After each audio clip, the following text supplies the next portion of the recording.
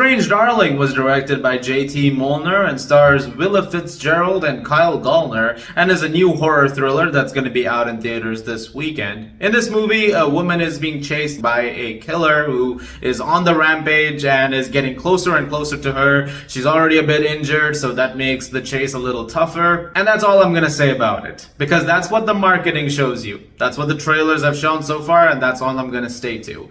And this is one of those movies that, very similar to other horror releases recently, like Longlegs or Cuckoo, they're showing you things that are very limited. And so a lot of the marketing is also built on the aspect of, if you want to know what goes on in this movie and how things eventually play out, you're gonna have to go see the movie in theaters itself.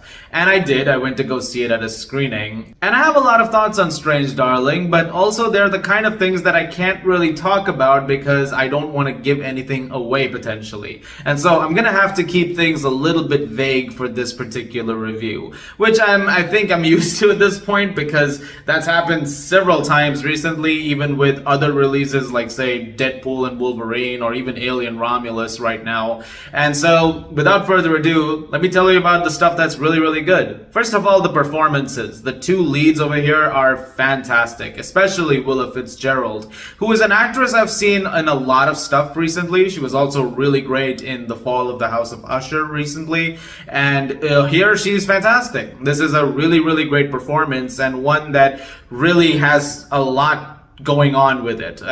There are scenes with her that are very intense, and those moments she absolutely steps her game up, and it's really remarkable stuff. She's definitely a phenomenal actress, and everything that she's done so far leading up to now, every once in a while there's that one thing that suddenly makes someone a household name. I sure hope that happens after this. I hope that more people gravitate towards her work, because she's really great over here. Kyle Gallner is also really good and very menacing, and he does an excellent job playing the demon, as he's called, and Willa Fitzgerald is the lady. And what originally starts off as a date night where they're hanging out at this motel, things seem to be going okay, spirals out of control very quickly. And the build into everything that happens is very effectively done. Also impeccably shot.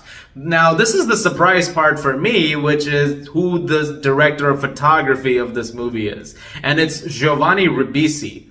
Yeah, the actor Giovanni Ribisi. This is his first gig at filming a movie, and it is beautifully filmed. It's shot on 35mm, which is something that the movie in fact starts with. It starts with the text shot entirely on 35mm. And the sequences that are built around that, the chase that's happening between them, is really well directed too. Molnar does a really good job of making those scenes work as well as they do, with a blaring loud score over the entire proceedings. It's also really great. And a couple of songs that are in there too, which are diegetically placed, like they have something to do with the way the movie is playing out. It's really good stuff overall. As I mentioned, there's not a lot that I can say about what happens in the movie, because things are being kept to a down low when it comes to the details. And I think that's a good thing, because the story plays out in very unexpected ways, and it keeps you guessing about how certain things are going to happen for the longest time.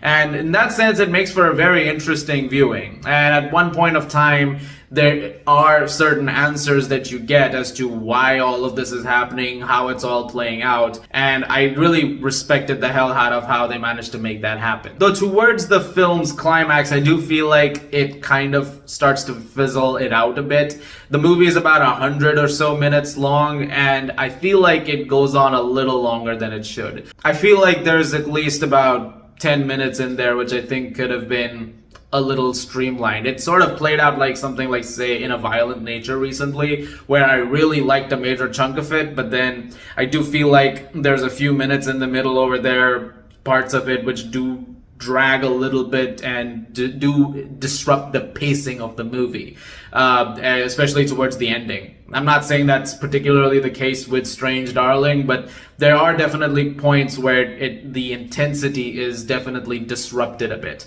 That being said, overall, I did have a good time with it, and I highly recommend checking it out. And I think the only way you have to go and see it, because I can't really say much more about it right now. So I feel like this acts as more of a recommendation and a suggestion than an actual review after a point. So go see the movie. Let me know what you guys think about it. It's getting a lot of rave reviews from people, which I think a lot of that is warranted. I think it's a really, really good time. And I'm gonna give Strange Darling an 8.5 out of 10.